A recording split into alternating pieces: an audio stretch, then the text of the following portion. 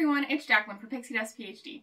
Recently, my partner and I revealed our bucket list items for Walt Disney World, and a big one on mine was the VIP tour. As I'm now currently deep in the planning phases for my 2021 Walt Disney World trip, I find myself thinking about the VIP tour a little bit more and more each day. Surely it won't happen, but hey, I figure if I'm going to dream about something, maybe we should all learn the facts. In today's video, we'll be going over all of the need-to-know information about VIP tours at Walt Disney World. Stay tuned.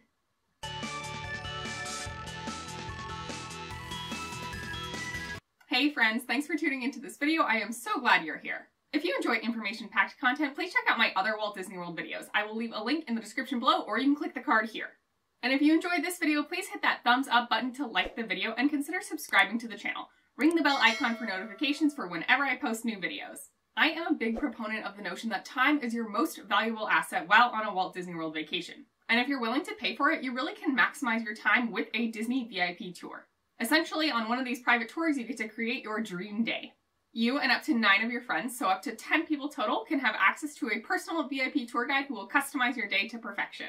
You participate in some pre-planning before you arrive, you get to pick your start time, and then when the day comes, simply you just enjoy. Your VIP tour guide will drive you and your party around backstage. Transit between parks and even within a single park is faster than you've probably ever experienced before, and honestly, basically as efficient as possible. And for the attractions you plan out, when available, your VIP tour guide will take you straight through the FastPass line. Transit between parks and waiting in standby lines are two of the biggest time sucks at Walt Disney World. A private VIP tour is the best way to minimize those aspects. This does of course come at a price. Private VIP tour prices vary from $425 to $750 per hour, and there is a 7-hour minimum, and those do have to be continuous hours. This means the total price for the base rate will be between $2,975 and $5,250 for a 7-hour minimum. This is the total cost of the base rate of the tour. That's not individual, so you can split that up amongst all of the people in your party. So if you have a full tour of 10 people, the total cost for the base rate per person will be between $297.50 and $525. However, that's just the pure cost of the tour. There are some additional costs that you'll need to pay attention to. First, you do need valid theme park admission. That does not come with the price of the tour. Second, if you're planning on stopping for any meals or snacks within the theme parks during your VIP tour time, then you will also have to pay for that food that you consume during the tour. There are typically a small amount of complimentary snacks and beverages provided to you, but for the most part, if you're planning on really eating anything substantive, be sure to put that in your budget. And third, you should absolutely tip your tour guide. For some reason, this is a bit of a controversial topic. The next section of this video will be my personal opinion, so if you want to skip ahead, you can check out the timestamps in the description below. A VIP guided tour is you and your party receiving personable knowledge from someone for just about the entire day. If you take the Disney aspect out of it, as well as that overall cost, and set that aside, this kind of service is absolutely something you would typically provide a percentage-based tip in your day-to-day life. For example, if you rent a limo, you are generally expected to tip a percentage-based amount. This is often in the 18% to 20% range, even though limos are quite expensive for what they are.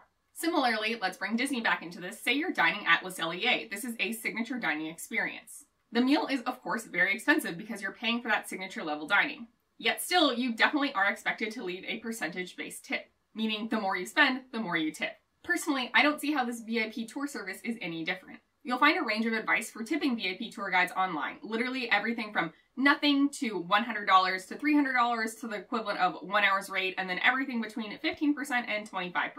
There are also a lot of folks out there posting blogs and forums who are trying to justify their little to no tip. Almost always they use some really backwards math and logic, in my opinion.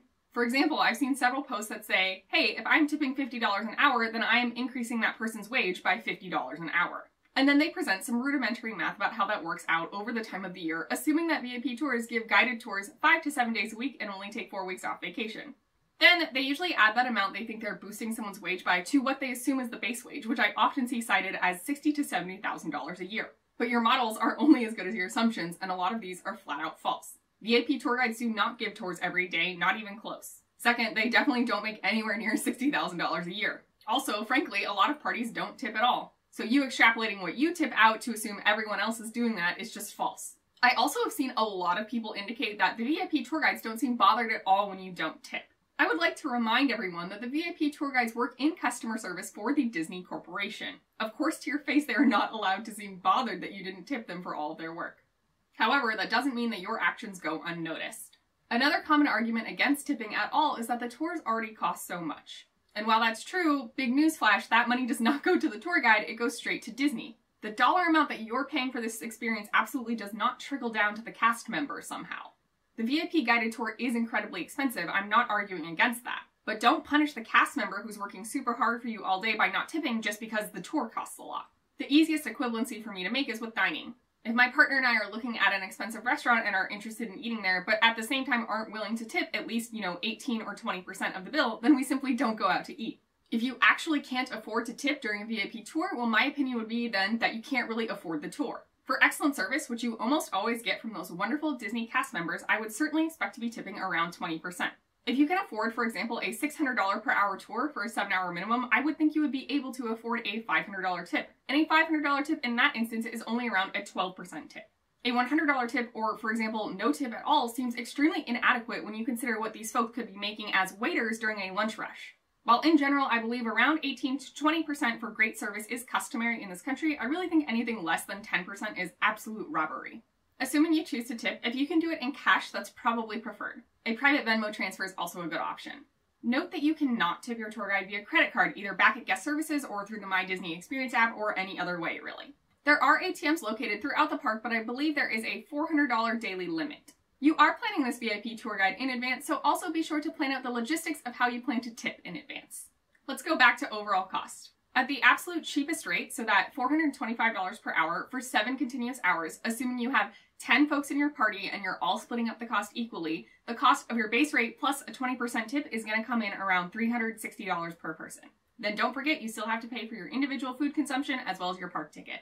The VIP tour can be more or less whatever you want, and during that pre-planning time, you and your tour guide will work together to make it your dream day. Generally, you can be as vague or as specific as you want for how you want your dream day to go down. Also, you can request a specific VIP tour guide. If you know of a particular cast member through your past personal experience or some friends' experiences, you can request that individual. But you absolutely don't have to request a specific cast member for a VIP tour. Remember that ultimately this is your day. If you do some research, you'll see a lot of bickering online through comments on blog posts or forum posts of people telling others how they should have done their VIP tour. But really, it's totally about what you want out of your day. You can try to squeeze in as many rides and attractions as you want, or you can take a lazy day and just learn a lot of history from your VIP tour guide.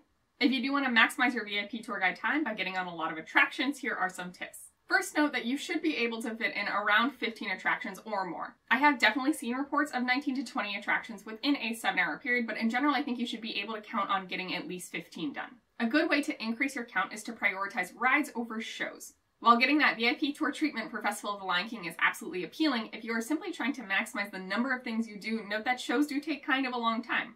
You can have your VIP tour guide pick you and your party up at a hotel in the Walt Disney World area. However, if you're trying to save time, I would suggest meeting them in the park where you're starting instead. That transit time will count as part of your VIP tour guided time. And if you really want to maximize your time, I would suggest eating kind of a large meal inside of a theme park right before you meet up with your tour guide at that theme park. For example, if you're going to do your tour from 1 p.m. to 8 p.m., try to hit up a lunch buffet before. Stopping for proper meals during your tour time will certainly take away time that you could be doing attractions. Instead, I would say eat a big meal before your tour, have some small snacks throughout the tour, and then just count on a large dinner after the tour is done. As for what's eligible for the cut the line aspects of the VIP tour, it's essentially anything with the Fast Pass line. Interestingly, Triceratops Spin is also eligible, even though that does not have Fast Pass. For attractions without Fast Pass access, you absolutely can still do those during your VIP tour day. You just won't get to experience that super expedited line feeling that you will on attractions with Fast Pass. Many people will argue that doing attractions without Fast Pass, like Muppet Vision 3D or the Enchanted Tiki Room, is a bad use of your VIP tour time and money. However, again, I'm strictly in the camp that this is your day, you dictate the pace. If you really want to do those things on your VIP tour, then great.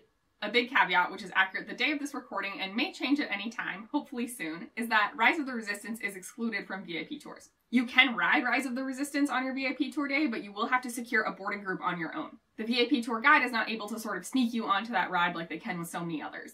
In general, for newly opened attractions, I would certainly call and ask if they will be included in your VIP tour or not, especially if that's a sticking point for your decision of if you are or are not going to do the tour. New attractions are not necessarily guaranteed to be included. Overall, everything with VIP tours is definitely magical, but your mileage may vary. You can ask for just about anything, but I wouldn't personally assume it's going to be guaranteed. If you are trying to squeeze the most out of your VIP tour day, note that it absolutely can be exhausting. In theory, you'd be going at a fast pace for 7 hours straight. Wear extremely comfortable shoes, and if you can, I would plan on the day before or at least the day after to be more of a chill, relaxing day, maybe just have a resort day at the pool. You can effectively pack 2 or more days worth of park activities into that one 7-hour time slot during your VIP guided tour. However, you will feel the exhaustion also. The last real thing to consider goes back to utilization and cost, but again, everyone will have a different measure of what is worth it to them and what they feel is valuable or not.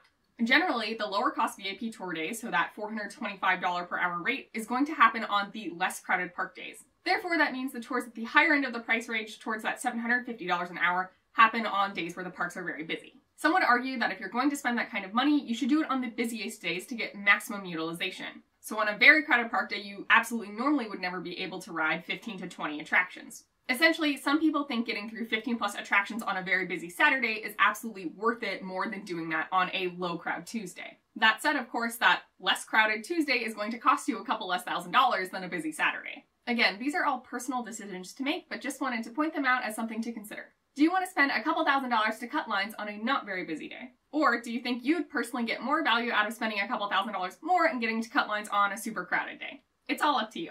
Let me know what you think of the prospect of VIP tours, or if you've been on one, I would love to hear about your experience. I can't wait to hear what you think in the comments down below, or you can always find me on Twitter and Instagram at PixieDustPhD. If you have ever experienced a VIP tour, how did you plan it out? Did you do a very fast-paced tour and pack in as many attractions as possible? Or if you haven't done one, how do you think your day would go? How would you plan it? Personally, I would definitely be trying to hit all of the major attractions across all 4 parks. A very fast-paced day for me. I am a little nervous that 2/3 of the way through I might have an exhaustion meltdown, but I hope I wouldn't. I hope you found this information helpful, and may the rest of your day be super splendid. We'll see you real soon at Pixie Dust PhD.